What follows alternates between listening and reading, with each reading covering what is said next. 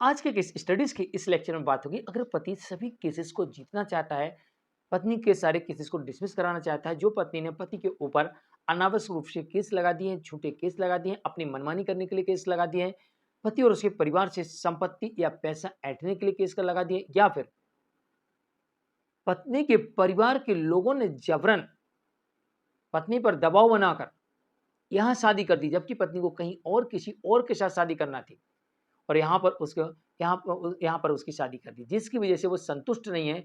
वो यहाँ से निकलना भी चाहती है और घर वालों के सामने ये जताना चाहती है कि मेरी कोई गलती नहीं है, मैं तो पहले कह रही थी मुझे वहाँ शादी नहीं करनी है, वो लोग ठीक नहीं है और आप लोगों ने जबरन मेरी शादी करवा दी, इसलिए अब देखो मेरी क्या दुर्दशा उन लोगों ने कर दी है।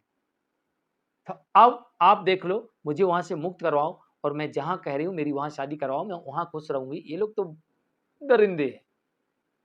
और पत्नी ऐसा कह करके अपने परिवार वालों को अपने फेवर में ले लेती है और आपके ऊपर तमाम प्रकार के झूठे आरोप लगाकर केस कर देती है, या फिर परिवार के सभी लोग मिलकर आपसे पैसे ऐंठने के लिए आप पर दबाव बनाते हैं और आपके ऊपर झूठे केस करवा देते हैं, और इसमें सभी की मिलीभगत होती है। जैसे अभी एक वर्तमान में मामला देखने को मिला, जहां पर पत्नी ने कहा कि मेरे पिता ने और मेरे परिवार के अन्य लोगों ने मिलकर, हम सब ने मिलकर ये झूठे दस्तावेज तैयार कराए हैं और कोर्ट में सबमिट किया है। यानी पत्नी के साथ साथ उसका परिवार भी इसमें शामिल था पैसे को ऐंठने में। इसलिए उन्होंने पैसे की लालच में आकर झूठे दस्तावेज बनवाकर कोर्ट में सबमिट कर दिए, और कोर्ट में जब पत्नी फंसी तो उसने अपने परिवार वालों के नाम बता दिए और यहाँ पर सबको फंसा दिया। तो चलिए, ऐसे ही झूठे केसेस को डिसमिस कराने के लिए पति को क्या क्या करना चाहिए, आज की केस स्टडीज के इस लेक्चर में आपको वो 10 टिप्स देने वाले हैं, जिन्हें आप नोट करके रख लीजिए। हो सकता है कि आप इन टिप्स की वजह से पत्नी के द्वारा लगाए गए सभी झूठे केसेस को एक एक करके चुन चुन के खत्म करवा सकते हैं। जय जिनेन्द्र, मुकेश जैन। वीडियो को लाइक और शेयर कर दीजिए, और इस तरह के जजमेंट्स पाने के लिए दिए गए नंबर पर आप हमें व्हाट्सएप पर संपर्क कर सकते हैं। चलिए शुरुआत करते हैं। नोट करिए, नंबर 1, सबसे पहले पत्नी के द्वारा लगाए गए कंप्लेंट हो चाहे केस हो, कहीं पर भी आपको बुलाया जाए, खास तौर से पति को एनी कंडीशन वहां उपस्थित होकर अपना पक्ष रखना है। कहीं से बुलाया जाए, पुलिस से, महिला आयोग से, मानवाधिकार वालों से, डीआईआर रिपोर्ट वाले वाले प्रोटेक्शन ऑफिसर से, न्यायालय से, पुलिस से, काउंसलर से, कहीं से भी बुलाए, तुरंत वहां प्रकट हो जाइए। भला ही वकील आपको एक नोटिस भेज दे, उसका जवाब उन्हें तत्काल भेज दीजिए। मतलब आपकी तरफ से सब कुछ एडवांस रहना चाहिए कि भाई हमने कोई गलती नहीं की, हम गलत नहीं है, तो आई एम रेडी इन प्रकट आपके सामने। तो जितने भी केसेस करें, जहां कंप्लेंट करें, जहां पर आपको जाने की आवश्यकता हो, तत्काल आप वहां पहुंचिए और अपना पक्ष रखिए, अपना जवाब दीजिए। क्योंकि सामने वाले व्यक्ति को नहीं पता है कि आपकी गलती क्या है, वो तो जो बता रही है उसे मान के आगे बढ़ रहा है। तो आपको बताना पड़ेगा सच क्या है, इसलिए आपको वहां जाना जरूरी है।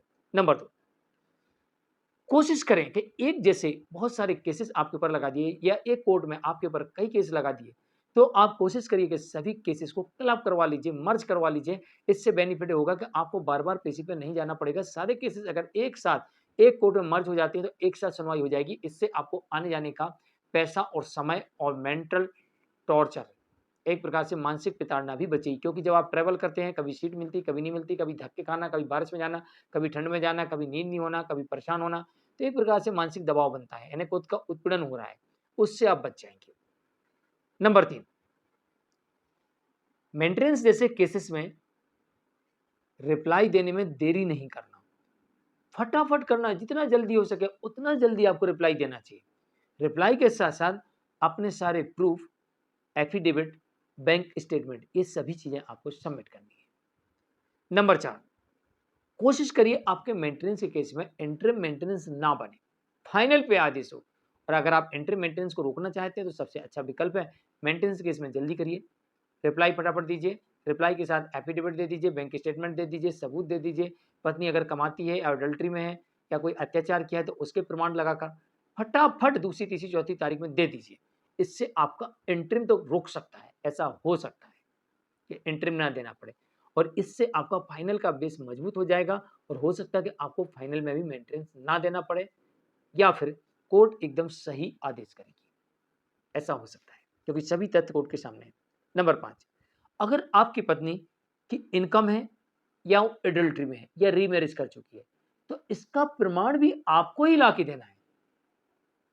एडल्ट्री में है तो प्रमाण ला के देना है, रीमैरिज कर चुकी है तो प्रमाण ला के देना है, और कमाती है या कमाने के काबिल है या कमा रही थी या फिर पूर्ण रूप से स्वस्थ है और कमा सकती है, तो ये सारी चीजों का सबूत आपको ही कोर्ट के समक्ष देना है, आपको ही कोर्ट में देना है। नंबर 6, पत्नी की गलतियों को, यानी कि पति अपने पति धर्म का पालन कर रहा था और पत्नी अपने पत्नी धर्म का पालन नहीं कर रही थी, तो ये पत्नी की गलतियों को भी कोर्ट के समक्ष लाना पति का काम है।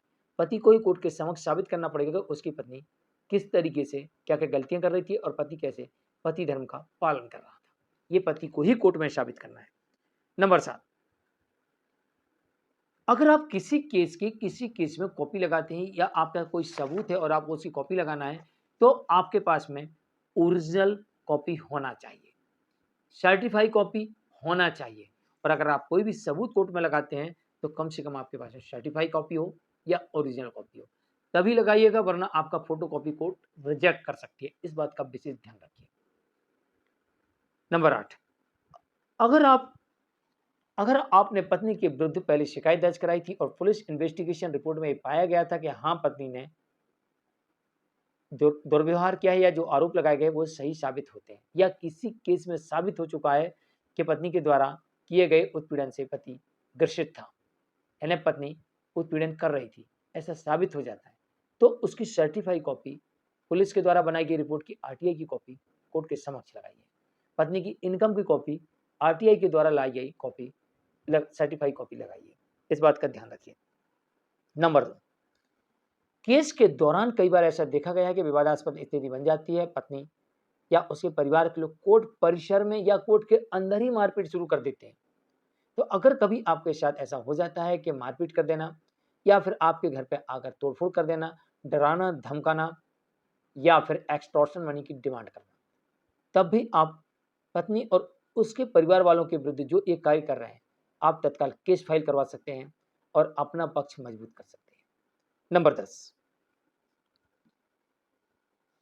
आपके पास डिजिटल एविडेंस है, videos, recording, etc. Digital evidence होने पर आपको भारतीय साक्ष्य अधिनियम या एविडेंस एक्ट, इसके अंतर्गत एक प्रमाण पत्र जारी करना होता है, जो आपके एडवोकेट बना देते हैं। आपको उसको बस सिग्नेचर करना होता है उसमें, और सारी जानकारी ध्यानपूर्वक पढ़ना होती है, क्योंकि जो कुछ उसमें लिखा जाएगा वो आपके डिजिटल एविडेंस से संबंधित होगा और एक एक चीज की जानकारी आपको होना चाहिए, और वही जानकारी आपको अपने एडवोकेट को बताना है और उसके साथ सबमिट करना है। और इस डिजिटल एविडेंस में किसी प्रकार की काट छांट नहीं होना चाहिए, एडिटिंग नहीं होना चाहिए। अगर ऐसा होते हुए पाया जाता है तो ये डेटा रिजेक्ट कर दिया जाएगा और ये किसी के काम का नहीं रहेगा। इस बात का ध्यान रखिएगा। तो ये थे 10 ऐसे टिप्स जिन्हें आप कोर्ट में रखते हैं तो हो सकता है इन सावधानियों के अनुसार कि आप सभी झूठे केसेस जीत सकते हैं और पत्नी सारे झूठे केसेस बड़ी आसानी से हार जाएगी। मैं हूं क्रिश्चियन। आज के लिए इतना ही। वीडियो को लाइक और शेयर कर दीजिए। नमस्कार।